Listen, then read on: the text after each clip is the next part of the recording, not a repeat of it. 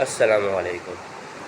اگر ایران نے جنگ بندی نہیں کی تو امریکہ اس کا کچومن نکال دے گی، یہ سٹیٹمنٹ دی ہے انجینئر محمد علی مرزا نے۔ ویسے انجینئر محمد علی مرزا ہمارے لیے کوئی اہمیت نہیں رکھتی، لیکن اس کی جو سٹیٹمنٹ ہے یہ ایک بہترین ذہنی عکاسی کرتی ہے۔ دیکھیے، جتنی بھی علماء ہیں جو کہ حکومت کے ساتھ اٹیچ ہیں، سرکار کے ساتھ کھڑے ہوئی ہے، ان کو ذرا سا دیکھ لیں، سب کے سب ان کی سٹیٹمنٹ سے یہ ظاہر ہوتا ہے کہ وہ امریکہ کی طاقت اور پاور کو مانتی ہے۔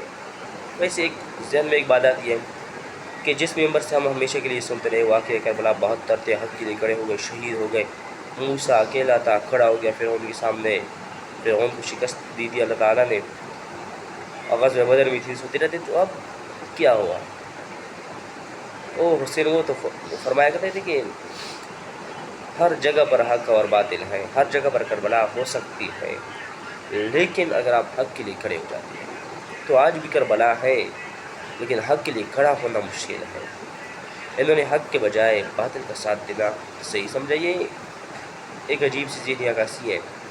ان کا ذہن اس طرح ہی چینج ہو جاتا ہے کہ جب بھی اس طرح کے حالات آتی ہیں، اب ٹھیک ہے پاکستان کی حکومت کی جو حکمت عملی ہے وہ ایک الگ قسم کی ہوگی، اس پر ہم بات نہیں کرتے، لیکن ان کے ذہن پر ضرور بات کرتے ہیں کہ یار آپ امریکہ کی ذہنی عکاسی کیوں کرتے ہیں؟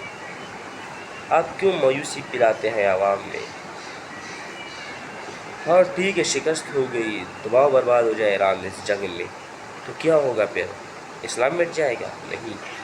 آیت اللہ علی خامنئی فرمایا کرتے تھے کہ اگر ہمیں شکست ہوتی ہے، ایران مٹ جاتا ہے، تو مجھے امید ہے اور مجھے یقین ہے کہ اسلام نہیں مٹ سکتا، ایران کے مٹنے سے اسلام نہیں مٹے گا۔ اور یہ کہ اگر آپ کھڑے ہو جاتے ہیں باطل کے سامنے تو ہو سکتا ہے کہ آپ مٹ جائیں، ہو سکتا ہے کہ باطل مٹ جائے۔ ایک دل باطل کو مٹنا ہی ہے، حق میں غالب ہونا ہی ہے، لیکن جو فی الوقت ہے موجودہ وقت میں ہو سکتا ہے کہ آپ تباہ و بربادی کی طرف چلی جائے، جو کہ حقیقت میں تباہی و بربادی نہیں ہے اللہ تعالیٰ کے ہاں، اور یہ ہم نہیں جانتے ان چیزوں کو جن کو اللہ تعالیٰ جانتے ہیں۔ اس لیے یہ بھی ایک عجیب سی ان کی کیفیت بن جاتی ہے کہ انسان حق کے بجائے باطل کا ساتھ دینا شروع کر دے۔ یہی تو ابھی ان کے حالات ہیں۔ لیکن جو ملیشیا کا صدر ہے وہ آپ لوگ پتہ کچھ عرصہ پہلے ٹرمپ کی بہت زیادہ تعریفی کرتا تھا، اور اس کی جو کال تھی، ویڈیو کال، وہ بھی بہت زیادہ وائرل ہو چکی تھی کہ جس طریقے سے اس نے ٹرمپ کی جوتی پالش کی تھی، لیکن اب وہ بھی بولنے لگ گئی ہے، اور انہوں نے دھوکہ باز، جعلی، ذلیل اس طرح کے الفاظ یوز کیے ہیں۔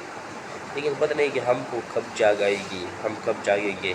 دنیا کھڑی ہو رہی ہے ان کے خلاف، لیکن اگر اس طرح کے ممالک جو کہ اتنی طاقت بھی ہوتی ہے، پاور بھی، وہ ان کے ساتھ کھڑے رہیں تو اس کی بہت زیادہ نگیٹو اثرات ہوں گے۔ اس نگیٹو اثرات سے بچنے کے لیے ضروری یہ ہے کہ سارے کے سارے ایک وقت میں ان کے خلاف کھڑے ہو جائیں اور احتجاج شروع کر دیں عالمی سطح پر، تب جا کے ان کی قوت ٹکانے آئے گی، ان کی قوت ختم ہو جائے گی، کیونکہ بہت سارے یہی چاہتے ہیں کہ وہ نہ ہو، ان کے خلاف کھڑا ہونا چاہتے ہیں، لیکن کھڑے ہو نہیں پا رہے ہیں، ان سے کھڑا ہو نہیں پا رہا، کیونکہ ایک ہی سمجھتا ہے کہ یار وہ کھڑا ہے ان کے ساتھ، دوسرا وہ سمجھتا ہے کہ اب یورپ ان کے خلاف چلا گیا ہے، وہ اپنے فیصلے کرنے لگے۔ وہ ایک ہی بار یہ یو کے نے کوئی بمباری کی تھی، اس کے بعد اس نے کوئی بمباری کوئی چیز نہیں کی ہے، کوئی مدد وہ نہیں کر رہا ہے امریکہ کی۔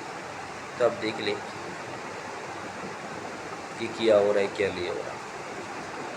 جو گلوبل ون آرڈر ہے، چائنا کا ایک پروفیسر تھا نا، اس نے کہ 3 پیشن گوئیاں کی تھی، 2 سچ ثابت ہو چکی ہے، تیسری ہونے والی ہے۔